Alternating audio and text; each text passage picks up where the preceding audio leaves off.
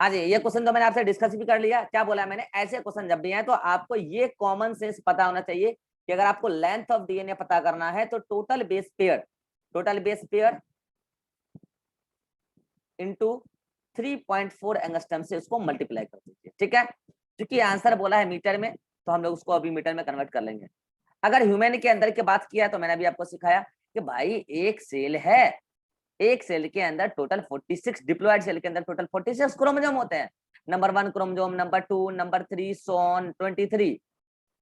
ऐसे एक का 2 सेट क्यों डिप्लॉयड है, 1 2 3 23 सोन। इसका डीएनए जो होगा इतना सा छोटा सा होगा भाई, इसका भी इतना सा छोटा सा होगा, ऐसे सबका होगा। और इन सभी के डीएनए को आप जोड़ दीजिए, सभी के डीएनए को जोड़ दीजिए, तो जाके जो बेस पेयर आएगा वो मैंने आपको बताया 6.6 इंटू 10 की पावर 6, तो टोटल बेस पेयर हो गया। और हर बेस पेयर के बीच में डिस्टेंस 3.4 एंगस्ट्रम, लेकिन आंसर वो मीटर में मांगा है तो इसको हम 10 की पावर -10 से मल्टीप्लाई कर देंगे, तब वो मीटर में आएगा। 10 की पावर 6 होगा, 6.6 कहाँ, अरे नानी 9 होगा यहाँ, सॉरी यहाँ 9 होगा ना, 10 की पावर 9, 6.6 इंटू 10 की पावर 9 इंटू 3.4 इंटू 10 की पावर 9 मीटर, ठीक है। अब जब इसको चटका पुटकी करेंगे तो आफ्टर चटका पुटकी ये वैल्यू आएगा 2.244 मीटर। यानी कि एक पर्टिकुलर क्रोमोसोम के लेंथ की, मतलब एक पर्टिकुलर क्रोमोसोम के डीएनए की लेंथ नहीं है ये, लिख लीजिए स्पष्ट तौर पर, ये एक क्रोमोसोम के डीएनए की लेंथ नहीं है, डीएनए की लेंथ नहीं है, ये तो एक डिप्लॉयड सेल के टोटल डीएनए को जोड़ने पर पाई गई लेंथ है। कितने लोग समझ गए मेरी बात?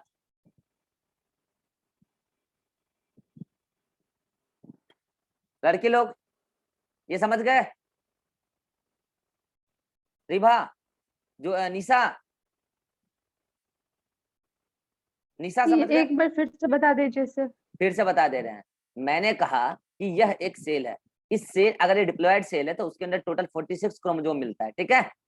क्रोमोसोम नंबर 1 2 3 सोन तक, क्योंकि हमारे अंदर जो क्रोमोसोम मिलता है वो जोड़े में मिलता है, ठीक है। तो क्रोमोसोम नंबर 1 उसका एक जोड़ा इधर, ऐसे ही 23 का जोड़ा, तो टोटल 46 क्रोमोसोम हो गया। एक क्रोमोसोम के अंदर जो डीएनए है, देखिए क्रोमोसोम इनफैक्ट क्रोमेटिन के फॉर्म में मिलता है। क्रोमेटिन एक धागा होता है, न्यूक्लियोप्रोटीन धागा, ये सेल में हमने पढ़ाया है, ठीक है।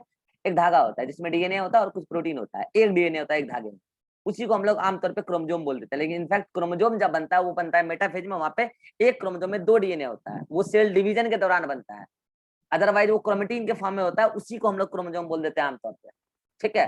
तो एक क्रोमोसोम के अंदर एक ही डीएनए, आप ऐसा मानिए इन जनरल, ठीक है, जब तक आपसे सेल डिवीजन की बातें ना की जाए तो, ठीक है।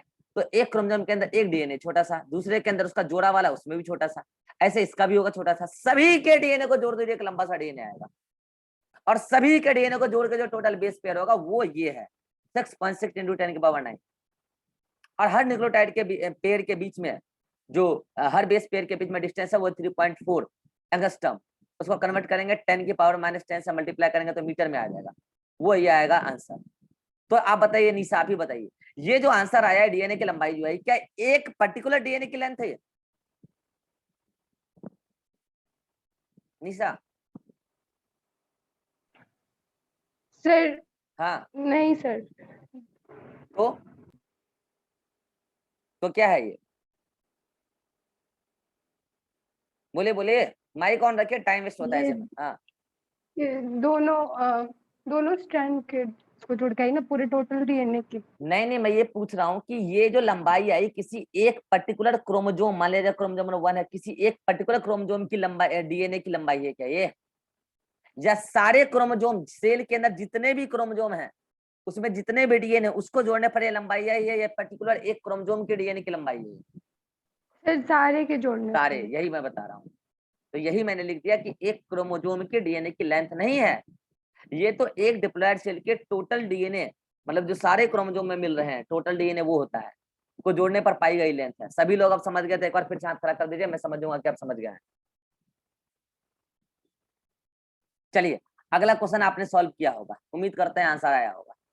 अगला क्वेश्चन क्या है? लेंथ दिया है इस बार मिलीमीटर में और पूछा क्या है? Total base pair. फॉर्मूला वही लगाना है, सिंपल लॉजिक है। Length of DNA is equal to total base pair into 3.4 angstrom. ठीक है, इस बार आपको वो खुद लंबाई दिया है, कितना भाई? 1.36 मिलीमीटर दिया, ध्यान रखिएगा ये बात। टोटल बेस पेयर तो पूछा ही है, वो टोटल बेस पेयर वो पूछा है, इनटू 3.4 एंगस्ट्रम। क्या कभी आंसर ऐसे में आ पाएगा? 3.4 का है, 34 ना होगा? अरे यार 34 क्यों होगा बाबू? 34 क्यों होगा? दो बेस पेयर के बीच का आप डिस्टेंस लिखते हो ना, एक हेलिक्स ऐसा होता है, इसमें 10 बेस पेयर होता है, 10 बेस पेयर, और इसका पूरा इस पूरे का डिस्टेंस होता है 34 एंगस्ट्रम, और दो बेस पेयर के बीच में डिस्टेंस होता है 3.4 एंगस्ट्रम, और इसमें 10 बेस पेयर है। उसी 10 बेस पेयर को तो आप 3.4 से मल्टीप्लाई करते हो, तब आपका 34 एंगस्ट्रम आता है। ठीक है, तो यहाँ 34 नहीं होगा, 3.4 होगा। हाँ, अब क्या ऐसे में कभी आंसर आ पाएगा? कभी नहीं आएगा। बोलो क्यों? तो क्या यूनिट सेम नहीं? जब तक यूनिट सेम नहीं होगा तो आंसर गलत ही आएगा, और इसको मल्टीप्लाई करने पे जो आंसर आएगा ना, वो आपको पहला ऑप्शन में दिया भी रहेगा, लेकिन वो आंसर नहीं होगा। तो अगर आपको यहाँ से टोटल बेस पेयर निकालना है, तो टोटल बेस पेयर के लिए आप क्या करोगे? 1.36 millimetre divided by 34 angstrom. Answer तो आप पाएगा नहीं, तो इसको आप पहले 1 यूनिट में लेके आओ, दोनों को मीटर में ले आते हैं। ठीक है, 1.36 अगर आप मिलीमीटर को मीटर में कन्वर्ट कीजिएगा तो 10 की पावर -3 से मल्टीप्लाई कीजिएगा तो मीटर बन जाएगा। अगर आप एंगस्ट्रम को मीटर में कन्वर्ट कीजिएगा तो 10 की पावर -10 से मल्टीप्लाई कीजिएगा तो वो मीटर में कन्वर्ट हो जाएगा। आफ्टर चटका पुटकी आप कर लीजिएगा घर पे। आफ्टर चटका पुटकी ये आएगा आपका 4.6 इंटू 10 की पावर 6 के आसपास आएगा। ठीक है, मीटर में आएगा। अरे अरे अरे, मीटर क्या, ये तो मतलब कि आपका यूनिट तो वो पूरा ओवरऑल न्यूट्रलाइज हो गया ना। तो ये आपका क्या, ये टोटल बेस पेयर है। कितनों को समझ में आए बात? आंसर यही है। स्क्रीनशॉट जल्दी से, हमारे पास समय कितना है अभी? है थोड़ा सा। चलिए, तो ये अच्छा बताइए, अगर इस क्वेश्चन में मैं आपसे पूछ लूं, सुनेगा ध्यान से, कि यहाँ पर टोटल बेस कितने होंगे? अगर मैं बेस पेयर ना पूछूं, टोटल बेस पूछूं, टोटल बेस अगर मैं आपसे पूछ लूं, तो बताइए टोटल बेस कितना होगा? टोटल बेस 2 इंटू, देखिए ये मैंने अप्रॉक्स बताया है कि 4.6 इंटू 10 की पावर 6 आएगा। अगर आप इसको मल्टीप्लाई करते हैं तो एक्चुअल में तो ये 4 इंटू 10 की पावर 6 आता है। ठीक है, मैंने अप्रॉक्स लीजिए, मैं एक्चुअल लिख देता हूँ, नहीं तो आप बाद में कॉन्ट्राडिक्शन खड़ा करेंगे। ठीक है, हाँ एग्जैक्टली 4 आया। हाँ सर, मेरा भी आया था। लीजिए ना, मैंने अप्रॉक्स बताया 4.6 इंटू 10 की पावर 6, क्योंकि इससे रिलेटेड मैं एक क्वेश्चन अभी सॉल्व कराऊंगा आपको। ठीक है, हाँ, तो अगर मैं आपसे पूछूं टोटल बेस कितने होंगे, टोटल बेस, तो 2 इंटू 4 इंटू 10 की पावर 6 बेस।